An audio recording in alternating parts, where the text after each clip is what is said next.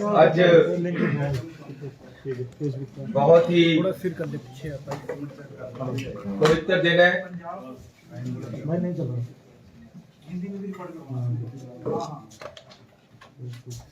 सतगुरु नानक प्रगटिया मिट्टी धुंध जग चानण हुआ। आज श्री गुरु नानक देव जी का गुरपुरब है।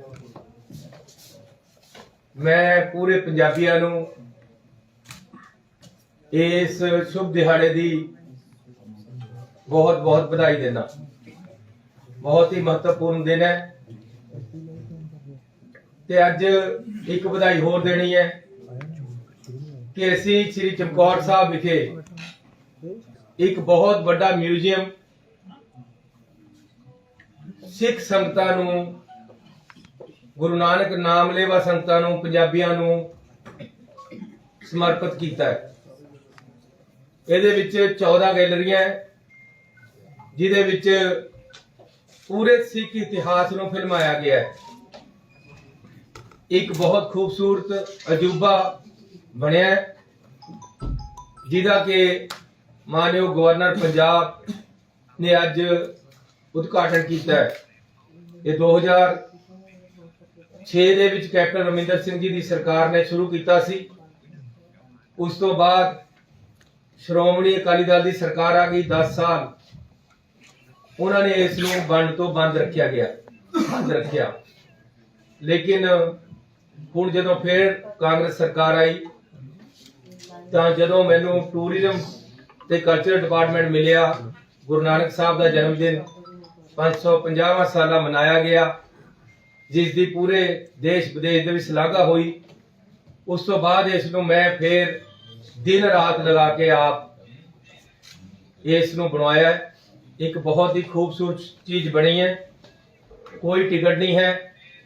मैं समूह गुरु नानक नाम लेवा पंजाबियों नूं बेनती करना कि इहनूं देख के जाओ ताकि साडे बच्चिआं नूं, आउण वाली जनरेशनां नूं सिख कौम बारे, सिख कौम दे गुरुआं बारे, सिख कौम दीआं शहादतां बारे ते खालसा राज किस तरह स्थापित होया, किस तरह बंदा सिंह बहादुर जी ने इट दी इट नाल इट बजाई, वो सारा कुछ इस म्यूजियम दे विच अच्छी तरह फिल्माया गया है। तुसीं सारे जणिआं नूं मैं आमंत्रित करदा कि चमकौर साहब आके इसनूं देख के जाण। सिख इतिहास दे विच एक बहुत बड़ी अजूबा जिहड़ा बन के अज सिख संगतां नूं असीं समर्पित कीता है। इस तो अगे अज मानयोग प्रधानमंत्री श्री नरेंद्र मोदी जी ने ऐलान किया है कि जिहड़े 3 काले कानून श्रोमणी अकाली दल ते बीजेपी की सरकार ने दिल्ली दे विच लैके आंदे सी, अज उन्होंने वापस लेने का ऐलान किया है। यह भी कहा कि आने वाली पार्लीमेंट दे विच वो इन्हां कानूनां नूं वापस लेणगे। अज सिर्फ ऐलान होया। वो कहते भी सब कुछ लुटा के होश में आए तो क्या किया। बहुत बड़ियां कीमतां किसानां नूं, खेत मजदूरां नूं इन्हां बिना दे मुआवजे विच तारनियां पईआं।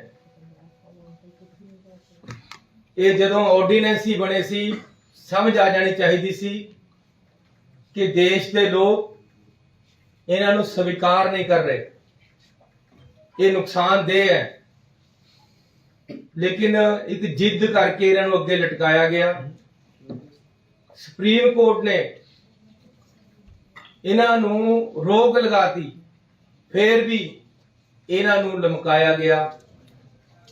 अखीर तक पूरा किसानां दा, मजदूरां दा, लोकां दा कहते भी अंत देख के जिस तरह मच्छी पत्थर चट के मुड़दी है उस तरह मोड़ा पाया गया। जदों चोणां आ गईयां, यूपी दे विच हार निश्चित हो गई, किसानां दियां शहीदियां हो गईयां ते किसान टस मस्ते नहीं होए, मजदूर मारे गए, लोकां दे विच तराह हो गई, टोल प्लाजे बंद हो गए।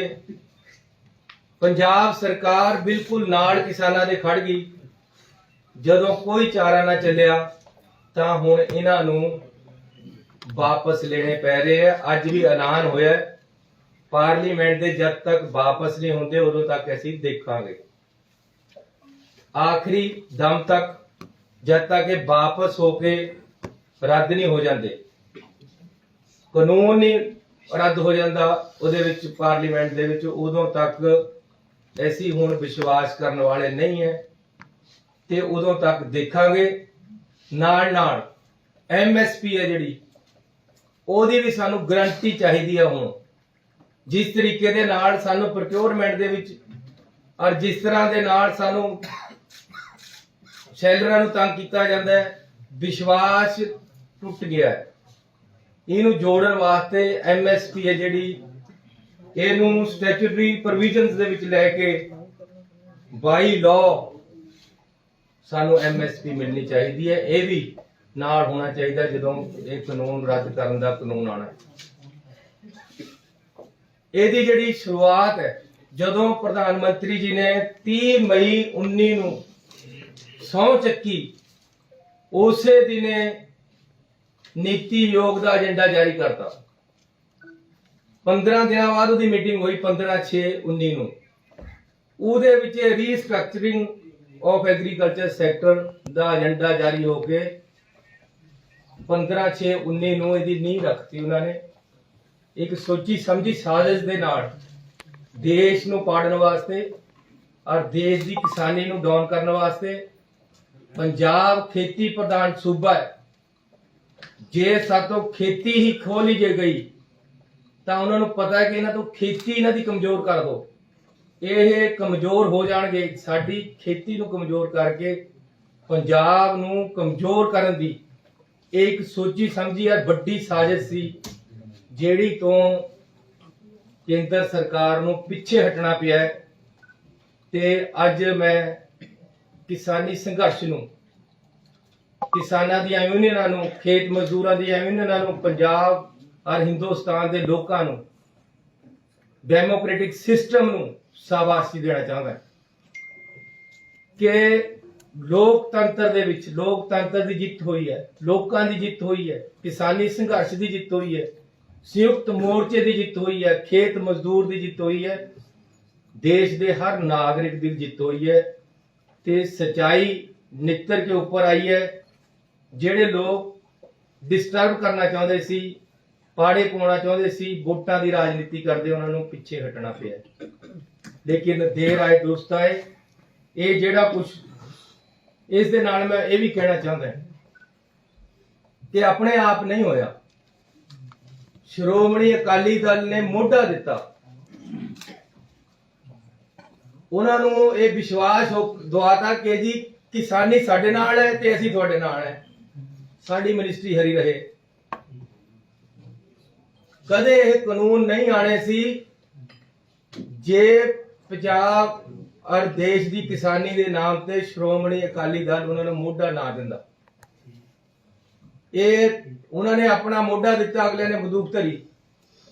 ਲੇਕਿਨ ਜਦੋਂ ਕਿਸਾਨਾਂ ਨੇ ਸ਼੍ਰੋਮਣੀ ਅਕਾਲੀ ਦਲ ਦੇ ਪ੍ਰਧਾਨ ਦਾ ਘਰ ਰੋਕ ਲਿਆ, ਚਾਰੇ ਪਾਸੇ ਤੇ ਨਿਕਲਣਾ ਬੰਦ ਹੋ ਗਿਆ, ਇੱਕ ਕਿਸਾਨ ਦੀ ਉੱਥੇ ਸ਼ਹੀਦੀ ਹੋ ਗਈ, ਚਾਰਾ ਨਾ ਚੱਲਿਆ, ਪੰਜਾਬ 'ਚ ਵੜਨਾ ਬੰਦ ਕਰਤਾ ਇਹਨਾਂ ਦਾ। ਹਾਲਾਂਕਿ 3 ਪ੍ਰੈਸ ਕਾਨਫਰੰਸਾਂ ਬੀਬੀ ਜੀ ਨੇ ਕਰੀਆਂ। ਅਗਲੇ ਦਿਨ ਇੱਕ ਐਮਰਜੈਂਸੀ ਪ੍ਰੈਸ ਕਾਨਫਰੰਸ ਬੁਲਾ ਕੇ ਸੁਖਬੀਰ ਸਿੰਘ ਬਾਦਲ ਨੇ ਪੂਰੇ ਸੋਲੇ ਗਾਏ ਕਿ ਜੀ ਇਹ ਕਾਨੂੰਨ ਬਹੁਤ ਵਧੀਆ ਹੈ, ਇਹ ਰਹਿਣੇ ਚਾਹੀਦੇ ਹੈ, ਤੁਹਾਨੂੰ ਸਮਝ ਨਹੀਂ ਆ ਰਹੀ, ਤੁਸੀਂ ਕਿਸਾਨੋਂ ਸਮਝੋ।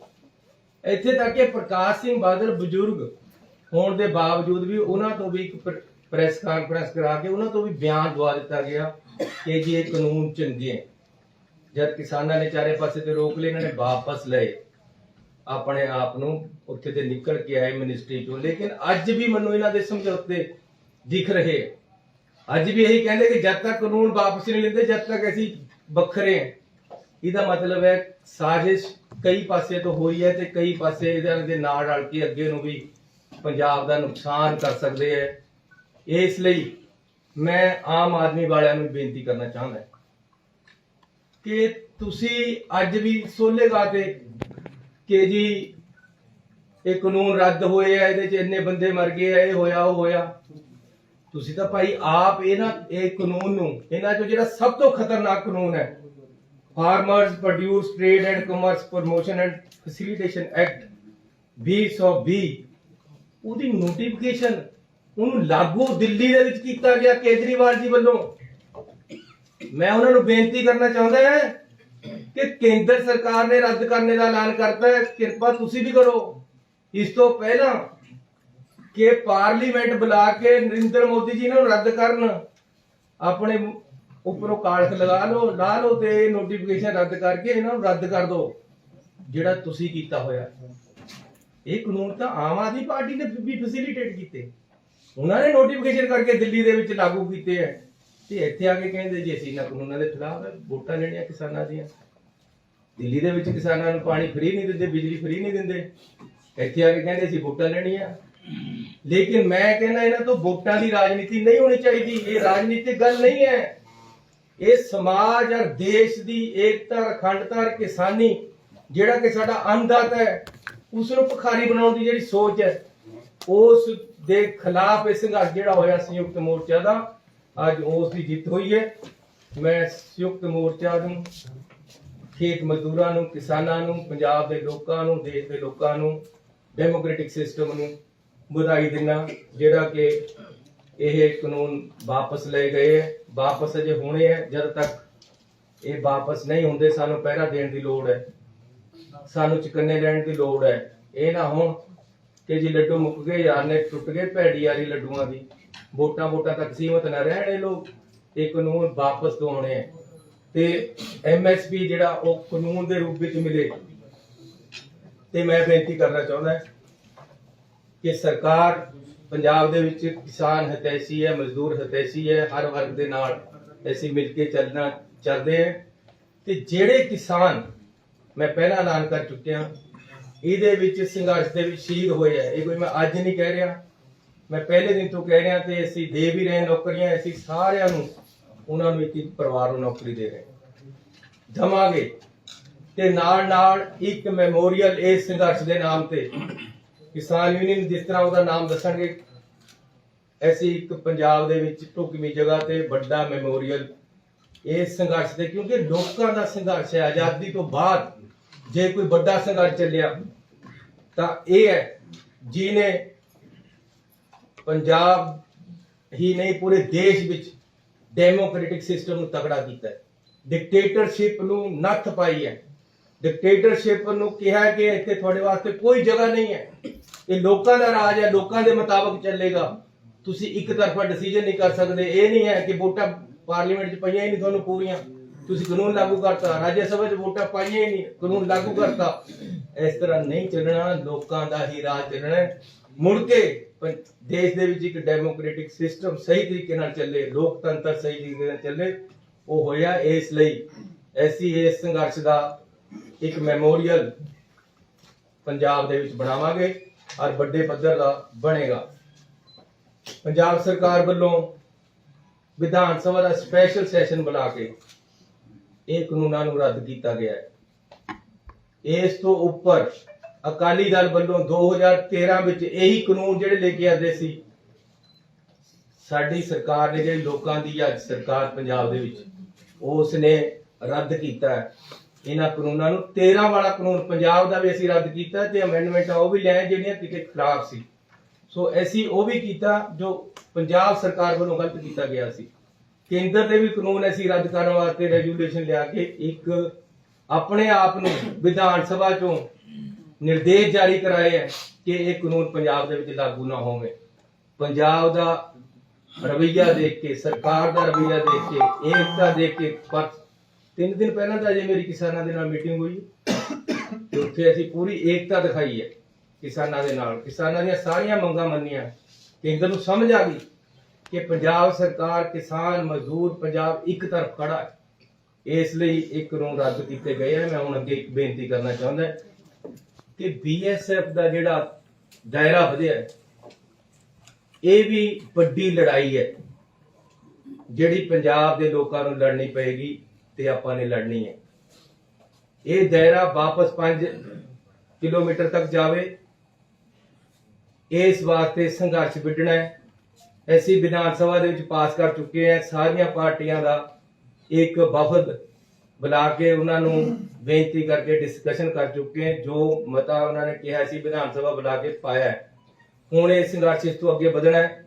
ਇਸ ਲਈ ਮੈਂ ਕਿਸਾਨ ਯੂਨੀਅਨ ਨਾਲ ਵੀ, ਖੇਤ ਮਜ਼ਦੂਰ ਨੂੰ ਵੀ, ਪੰਜਾਬ ਦੇ ਲੋਕਾਂ ਨੂੰ ਬੇਨਤੀ ਕਰਦਾ ਕਿ ਇਸ ਸੰਘਰਸ਼ ਵਾਸਤੇ ਸਾਨੂੰ ਤਿਆਰੀ ਕਰਨੀ ਪੈਣੀ ਹੈ। ਨਾਲ ਹੀ ਇਹ ਮੈਂ ਬੇਨਤੀ ਕਰਦਾ ਮੁੱਖ ਮੰਤਰੀ ਜੀ ਨੂੰ ਕਿ ਜਿੱਥੇ ਇਹ ਕੀਤਾ ਹੈ ਉੱਥੇ ਸਾਡੇ ਜਿਹੜੇ 50 ਕਿਲੋਮੀਟਰ ਵਾਲਾ ਹੈ ਪ੍ਰਧਾਨ ਮੰਤਰੀ ਜੀ ਕਿਆ ਕਹਿੰਦੇ ਤੁਸੀਂ ਮੁੱਖ ਮੰਤਰੀ ਨਾਲ ਹੁਣ ਮੈਂ ਇਹ ਬੇਨਤੀ ਕਰਨਾ ਚਾਹੁੰਦਾ ਕਿ ਇਹ ਕਾਨੂੰਨਾਂ ਨੂੰ ਵਾਪਸ ਲੈ ਲਓ। ਜਿਹੜਾ ਤੁਸੀਂ ਨੋਟੀਫਿਕੇਸ਼ਨ ਕੀਤਾ ਇਹ ਗਲਤ ਹੈ, ਦੇਸ਼ ਦੇ ਫੈਡਰਲ ਸਿਸਟਮ ਦੇ ਖਿਲਾਫ ਹੈ। ਤੁਹਾਨੂੰ ਇਸ ਦਾ ਅਧਿਕਾਰ ਨਹੀਂ ਹੈ ਕਿ ਤੁਸੀਂ ਪੰਜਾਬ ਦੇ ਵਿੱਚ ਇਸ ਤਰੀਕੇ ਦੇ ਨਾਲ ਇੰਟਰਫੇਅਰ ਕਰੋ। ਲਾਅ ਐਂਡ ਆਰਡਰ ਪੰਜਾਬ ਦਾ ਆਪਣਾ ਅਧਿਕਾਰ ਹੈ। ਸਾਡੀ ਪੁਲਿਸ ਸક્ષਮ ਹੈ ਹਰ ਤਰੀਕੇ ਦੇ ਹਰ ਖਤਰੇ ਨੂੰ ਝੇਲਣ ਲਈ, ਔਰ ਅੱਗੇ ਵੀ ਝੇਲਦੀ ਆਈ ਹੈ। ਇਸ ਕਰਕੇ ਇਹ ਵੀ ਖਤਮ ਹੋਣੇ ਚਾਹੀਦੇ ਹੈ, ਇਹ ਜ਼ਰੂਰੀ ਹੈ। ਔਰ ਮੈਂ ਕਿਸਾਨ ਯੂਨੀਅਨ ਨੂੰ, ਸੰਯੁਕਤ ਮੋਰਚੇ ਨੂੰ ਇੱਕ ਵਾਰ ਫੇਰ ਵਧਾਈ ਦੇਣਾ। ਤੁਹਾਡਾ ਸਾਰਿਆਂ ਦਾ ਬਹੁਤ ਧੰਨਵਾਦ। ਸਭ ਸਵਾਲ ਹੈ ਤੁਸੀਂ ਉਹ ਗੈਲਰੀਆਂ ਜਿਹੜੀਆਂ ਦਿੱਤੀਆਂ 14 ਕੀ ਹੈ, ਉੱਥੇ 11 ਕੀ ਹੈ? 11 ਗੈਲਰੀਆਂ ਹੈ, ਉਹਦੇ ਚ 7 ਦੇ ਵਿੱਚ ਫਿਲਮਾਇਆ ਗਿਆ ਹੈ, 4 ਦੇ ਵਿੱਚ ਦਰਸਾਇਆ ਗਿਆ। ਅਕਾਲੀ ਦਲ ਦੀ ਸਟੇਟਮੈਂਟ ਆਈ ਹੈ ਕਿ ਅਸੀਂ ਬੀਜੇਪੀ ਦੇ ਨਾਲ ਨਹੀਂ ਜਾਵਾਂਗੇ। ਕੈਪਟਨ ਅਮਰਿੰਦਰ ਸਿੰਘ ਦੀ ਸਟੇਟਮੈਂਟ ਆਈ ਹੈ ਕਿ ਮੈਂ ਹੁਣ ਬੀਜੇਪੀ ਦੇ ਨਾਲ 101% ਅਲਾਈਅੰਸ ਕਰਾਂਗਾ।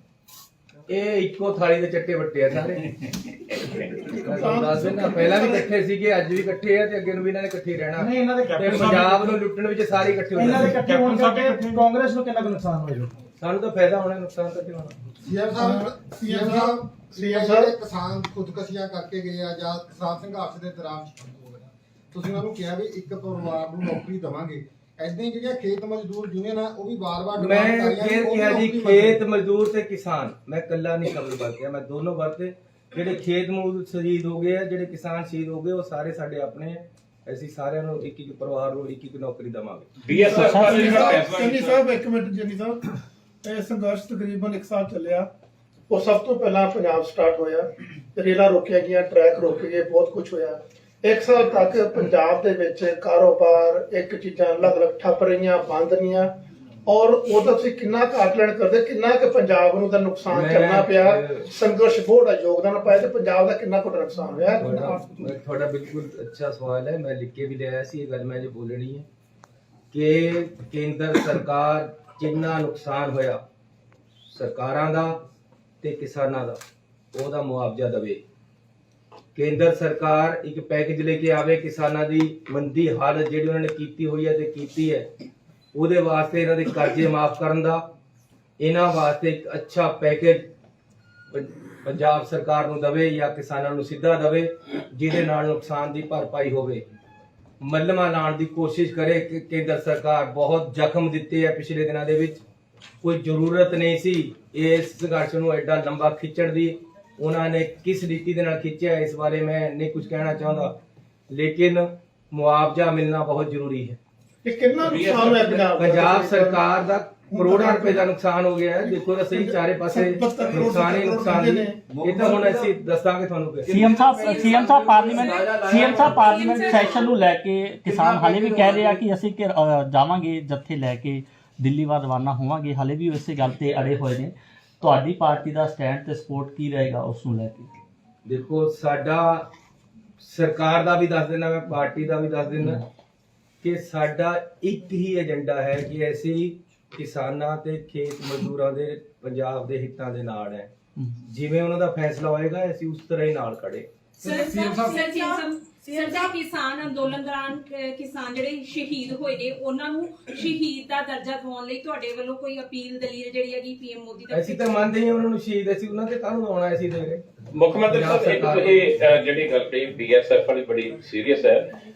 ਸਾਰੀਆਂ ਸਿਆਸੀ ਪਾਰਟੀਆਂ ਨੂੰ ਲੈ ਕੇ ਕਿੱਦਾਂ ਦਾ ਸੰਘਰਸ਼ ਤੁਸੀਂ ਸੋਚ ਰਹੇ ਜੇ ਸੜਕ ਤੇ ਆਉਣ ਤੇ ਕਾਨੂੰਨੀ ਲੜਾਈ ਜਾਂ ਪ੍ਰਾਈਮ ਮਿਨਿਸਟਰ ਨੂੰ? ਸਾਰੀਆਂ ਪਾਰਟੀਆਂ ਦੇ ਨਾਲ ਮਿਲ ਕੇ ਵੀ ਸਲਾਹ ਕਰਾਂਗੇ, ਇਹਦੀ ਰੂਪ ਰੇਖਾ ਤਿਆਰ ਕਰਾਂਗੇ। ਅਜੇ ਅਸੀਂ ਉਹਨਾਂ ਨੂੰ, ਅਸੀਂ ਸੁਪਰੀਮ ਕੋਰਟ 'ਚ ਜਾ ਰਹੇ ਹਾਂ, ਵਕੀਲ ਕਰ ਲਏ ਹੈ, ਕੋਰਟ ਦੇ ਵਿੱਚ ਕੇਸ ਪਾ ਰਹੇ ਹਾਂ ਤੇ ਨਾਲ ਜੇਕਰ ਨਹੀਂ ਮੰਨਣਗੇ ਤਾਂ ਸੰਘਰਸ਼ ਦੀ ਰੂਪਰੇਖਾ ਤਿਆਰ ਕੀਤੀ ਜਾਏਗੀ। ਸੀਐਮ ਸਾਹਿਬ